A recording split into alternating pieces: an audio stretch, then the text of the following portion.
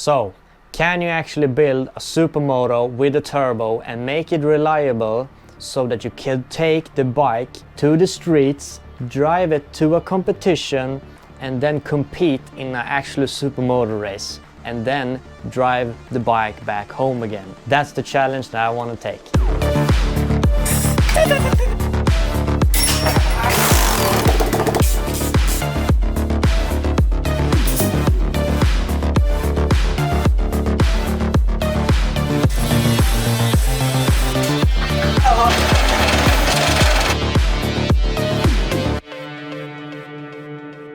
Almost exactly a year ago, I bought this Husaberg FS570. This bike is actually a dream supermoto of mine. I rode one way many years ago and I instantly fell in love with it. I bought an almost identical bike and I bought it with a blown up engine. I rebuilt everything. Pistons, cylinders, checked the top end, rebuilt the crankshaft, and did all the bearings and all the other goodies on the bottom end of the engine. I think I put 200 hours on this bike this summer. Can I just check? Hello?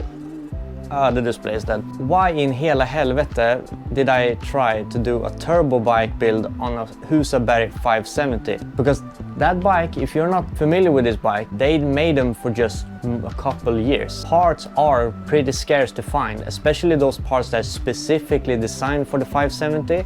Otherwise, a lot of parts for this bike are compatible with other KTM bikes. Because if you didn't know, KTM used to own Husaberg, and after that Husaberg and Husqvarna submerged as one as Husqvarna till this day. But why did I even think of this? Due to the real nature of the bike itself. The bike has a very weird placing of the engine. Husabergs believe that if you put the heaviest part of the engine, the crankshaft, and put it as close to the rider as possible, you probably have a better center of mass, so it's actually much easier to flick around. But you could say that the engine is upside down.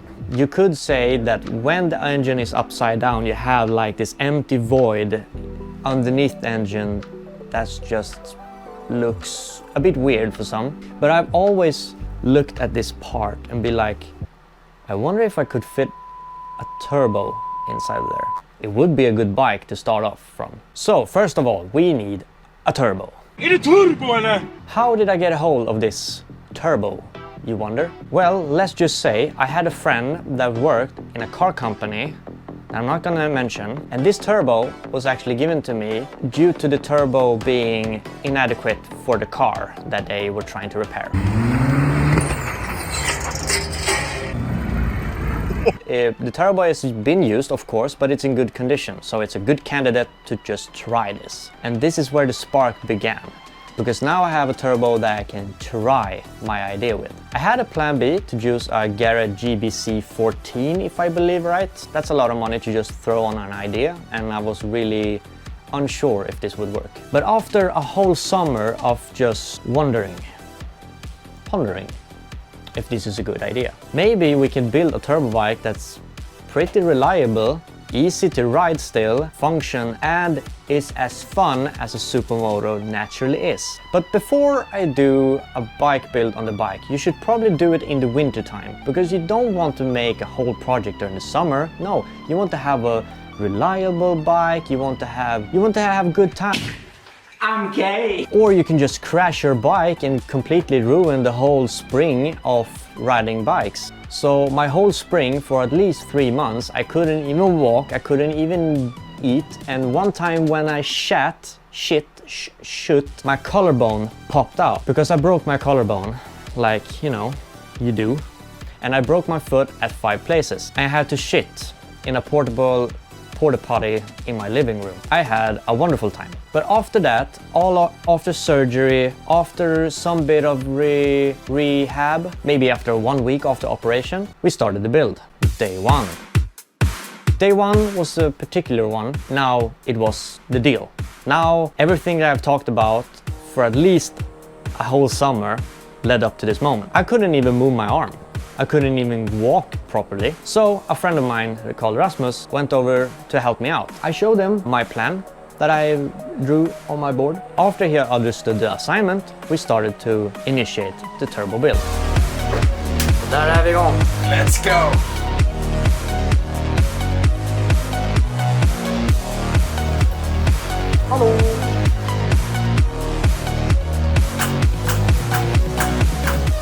Me and Rasmus goes a long way back. We have been friends for a couple of years. We actually worked as motorcycle mechanics before, so we know how each other work. But this time, he was the only one that worked. I felt like a dragging weight. So I tried to film everything that I could.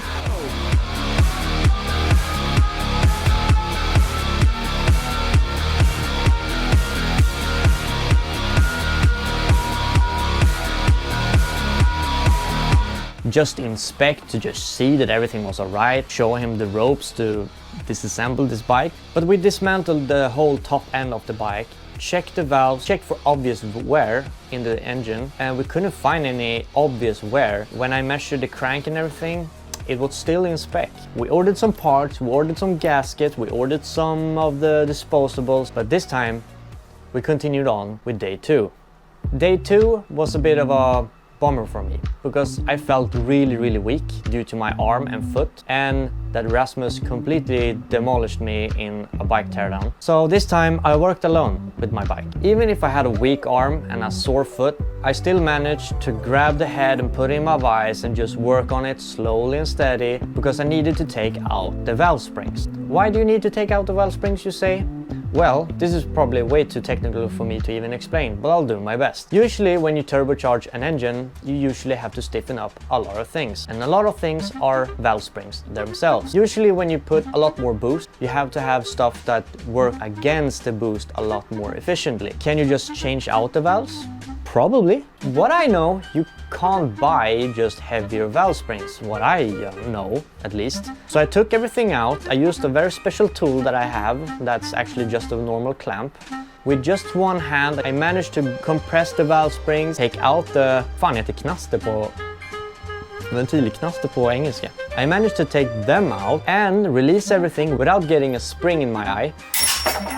But the thing that I needed to take out, that was actually the thing that I was trying to get a hold of, was the spring retainers. The spring retainers are actually like a shim that's actually let the spring be seated at one place and not wobble around. I believe that I could take the spring retainers out, make a drawing of the spring retainers and make a thicker one, and then do 4 new ones in my little mini lathe. But before I even went to do the new ones in the lathe, my shoulder and arm hurt like hell, so I needed to go inside, take a break and come back another day. Day 3. But in day 3, I double-checked everything, double-checked the measurements, double-checked what I'm trying to do is actually possible. Because when you compress a spring, you actually have a zone where you can actually bottom out the spring, where the spring won't even contract anymore. And I needed to make sure that this spring wasn't close to like come to a complete stop. But if I believe right, the shim that I made was actually 1.5 millimeters thicker than the original one, which means that the valve springs will be a lot more stiffer. But I started to make the new spring retainers in the lathe. Everything worked out great. As soon as all the measurements were done, I actually just had to cut it off from the stock. And this was a lot harder than I anticipated. I usually cut stock from a saw blade. You can't saw very good when you have a broken arm or a broken collarbone and you try to like rehabilitera. I just realized that I was a bit of a pickle. I needed to buy a new tool. So I bought a new bandsaw. The bandsaw was a good investment. I made the 4 spring retainers and cut them off. Day 5. Installing the spring retainers was a piece of cake. The part that almost broke me was putting the springs back together. But when you have one hand, this task is actually really hard. So I called for reinforcement. Rasmus came over and helped me out with the spring retainers and valve springs. Even if we had we had 3 hands, it was a really tricky task. Oh jävlar, fuck you! So after a lot of swear words and a lot of praying, we actually made it. And we called it a day. It was really exhausting. Day 7. It's been a week. Day 7 was really exciting because now everything should be fine to put everything back together and let the engine be running again. But when we got to reinstalling the cylinder, we actually had to space out the cylinder. Well, I saw a clever trick from another guy who did a similar project. This guy is called BoostedBikes. He actually made a gas MC450 turbo build, and it's actually a big inspiration to this build. But how he did to lower the compression in the engine, he actually used 3 cylinder head gaskets. Well, not cylinder head, bottom cylinder gasket, not the cylinder head gasket. When using these 3, we actually had lifted the cylinder 1.5 millimeters from its original height, which was great. We have now lowered the compression a bit, and it's really hard to put a head in a really cramped area when you only have one hand to work with and you kind of want to use your other arm, but you barely can't even support your own arm and everything. I actually managed to break everything myself. I actually tore apart a cable and I dropped the head a couple times. No, I'm just kidding. It actually went pretty well. I managed it, so I didn't need to call Rasmus. It was a good self-confidence boost. Day 8. I actually managed to just check everything myself a bit, just make sure that everything was alright, because later that night Rasmus and Casper went over due to them not having anything else better to do, so they wanted to help me out with the bike again. And now I realized again, I couldn't do anything. Rasmus and Casper did almost all the work to reassemble my bike again due to, you know... Intake. Intake.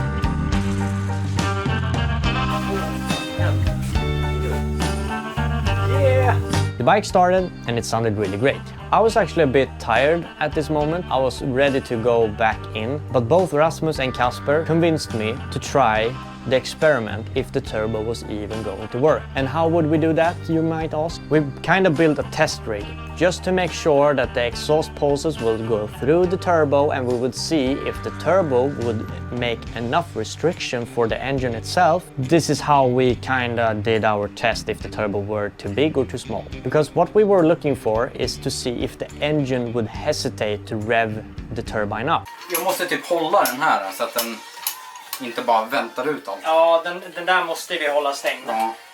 Men har du ingen plåtbit bakom dig du kan bara lägga upp? Nej, men jag kan sitta här. Ja, men du kommer ju få allting i ansiktet. Först måste vi bara se till att... Den primad och allting. Vad är det här för kontakt då? Det är till luftmassmätaren. Mm. Jag låter den här vara öppen i början. Så att den får... Det är väl lättare kanske. Filmar den? Ja. Vänta! Det är ingen tändstift. Nej, det har vi inte. So we built a janky test rig, and the moment of truth, as 3 boys in the middle of the night giggling their asses off due to these noises. Man ser inte att den snurrar, det är inget ljus.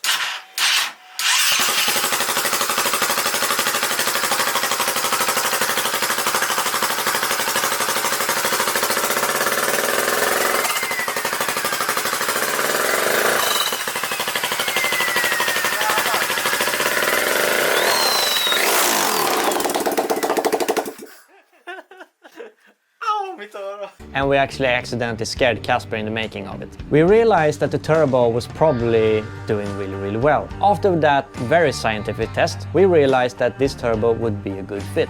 And of course, before you say anything, we had oil in the turbo. We put some in. Now that we know that the turbo is good, and we were really excited for the idea of building a turbo Husaberg. Day 9 was around the corner, and now everything was about to kick off seriously. Day 9. I went out to the garage and saw my bike had fallen over. Even though we even stood on the bike and we were completely sure that the bike was secured. But what we had to do now was to figure out a way of mounting the turbo to the bike. Because this was not a mount that we made, it was just a test rig. So we did actually build a flange that would fit properly in the cylinder head itself. It was really good. It looked kinda janky, but it did a completely fair job. And I could have done a flange on my CNC. I've never run steel in my CNC yet. So we built this first exhaust manifold by 9-degree pie cuts and everything. We welded everything back together, and we had this idea of using the original turbo flange as a mounting point to the frame, so that the turbo wasn't just hanging from the flange itself on the bike. But after I've witnessed the bike, after I looked at the bike a couple times, because I was just in awe of me, like, look, it's a turbo on my bike, I realized that the turbo was sitting very low. like scary low. And this is a problem. A problem if you're gonna use the bike as a normal supermoto. You need ground clearance. You don't want the turbo to hit a rock or a staircase or other things you might jump through. And I also realized that this would be an awful place for the turbo if the oil is gonna have somewhere to go back to the engine. So we had to make a new exhaust manifold. We did a new exhaust manifold by ensuring us that the turbo would be flush with the undercarriage of the frame, and everything went well.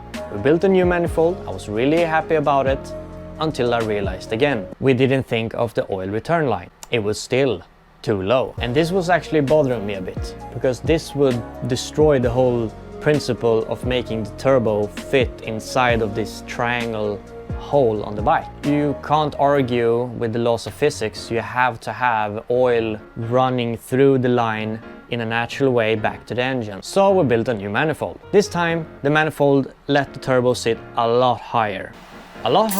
So we had to cut the old flange from the turbo and just weld it on to the new manifold that we made. And a detail that I accidentally skipped. This is the first time I actually welded with a TIG welder. A TIG welder that I bought just for this project. With this in mind, I tried to use this as a rehabilitation course for my arm. You know, using the TIG torch and filler rod, and it worked out pretty good. Because after I made the new flange for the turbo and was sure that the third time was the charm, turbo was sitting perfectly for the oil and ground clearance, we could move on with the project. So now I had to make a V-band connector that would sit against the turbo. I actually asked my friend Casper if he could help me out cut out stainless shapes that I could bend to use it as a cone. And he did much more than that. He actually bended them himself, and it turned out pretty good. Better than I even could have done if I've tried. So I welded the cone against a new V-band so I could connect it to the turbo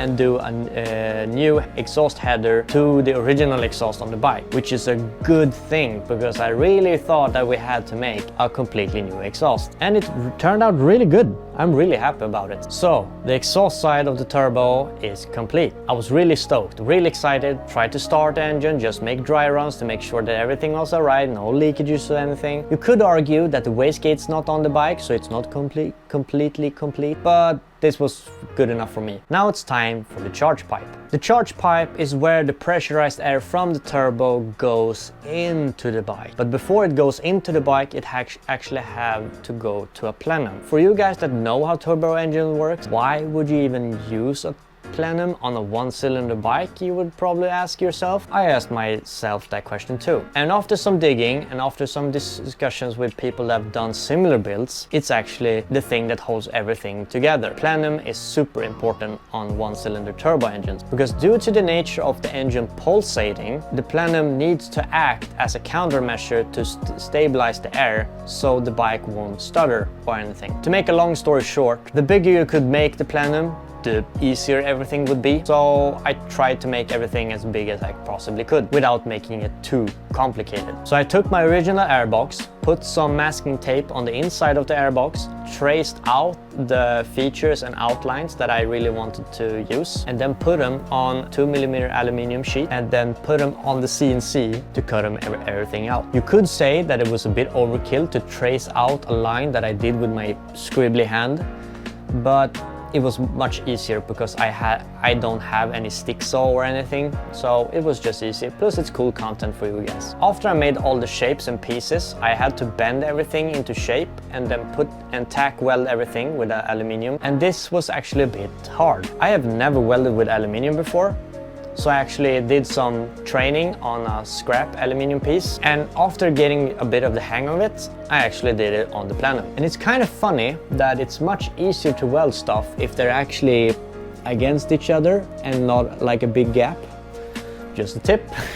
So I'm a master at welding gaps now. But for my first plenum build, I'll take it. And I was a bit unsure on how I was going to do to mount the plenum to the throttle body and the charge pipe to the plenum. If the engine is upside down, where does the airbox or the plenum in this matter go? Well, it's inside the tank, like literally inside the tank. So you have this big hole that you can use to put the plenum, but you have to like work everything around the plenum, and it's really tight. But I made everything work. So I printed all these intake manifolds to the throttle body and from the charge pipe to the plenum. And after a bit of measurements and reprints and doing some adjustments in CAD, I actually made some decent progress. I actually made a system where the intake for the bike sits flush and the other intake to the plenum sits, and I could just screw the plenum on and then take off the plenum and screw it back on and take it off. If I need to do maintenance, it would be easier for me to get access to everything, so I'm really happy about it. And it's an integrated O-ring inside of the intakes themselves. A lot of people would think that isn't making the intakes in plastic, wouldn't it be a bad thing for the engine due to engines get hot and plastics don't like heat? Well, here's a fun fact for you. The intakes on these bikes are actually made of carbon fiber. Not exactly though, they're actually made out of nylon with a 25% carbon fiber reinforcement. And this reinforcement actually helps to withstand heat. And this was actually a way easier way to do it than making a whole new 90-degree bend out of aluminium. After that, the plenum was built and the charge pipe was actually assembled, tried to fit everything, I needed to make a cover. I was kind of divided on how I was supposed to do this, because usually I do some hexagon patterns on top of aluminium sheets that go on other people's plenums on cars, and they're actually really cool. But I was really figuring out to do it on my own bike. But I need to have a dome shape. I went to 3D printing again, and I even made a new gasket for the cover itself. To mount this cover, I actually had to weld some aluminium tabs inside the plenum. This was actually a bit harder than I thought it would be, but it turned out pretty okay. I was anticipating 11 tabs. 11 tabs, that should be enough. But after welding just 5 of them, I figured this was okay. You don't need 11. But after my final design of the cover, I actually have 11 possible holes in the cover, but 5 of them are just holes. So if in the future that I need to put some more, I can just drill the holes out myself and then reuse the cover, so I don't need to do another one. Because this material is pretty expensive. But after I made the intakes and the cover, and I tried to make everything fit, and it did. I've now built a Husaberg FS570 turbo, but it's not finished yet. I still need to mount a wastegate. I still need to do some oil management on this, and I really need a different ECU or a different tuning box to just make everything work. So after some research here in Stockholm, I actually found a guy that could probably help me out, but I need some stuff first. But those are going in part 2. This is it. So this is actually Christmas Day that I'm actually recording this. I thought that I would be maybe 75% finished with just this turbo assembly, but I'm actually done with it. So I just need to do everything else now, so I'm actually way ahead of schedule that I recently anticipated. So if fingers crossed, in next video we'll probably see this bike on a dyno, and I'm really excited on it, because I really want this bike to run really well. I don't want this to just be a show-off piece or anything. I really want this to run good.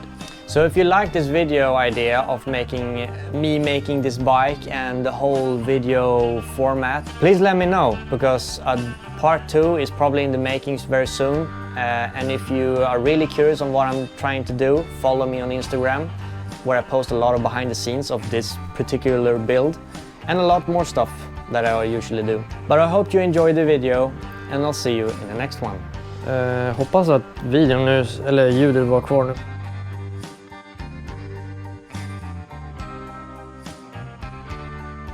We have turbo, we have air, and we have fuel.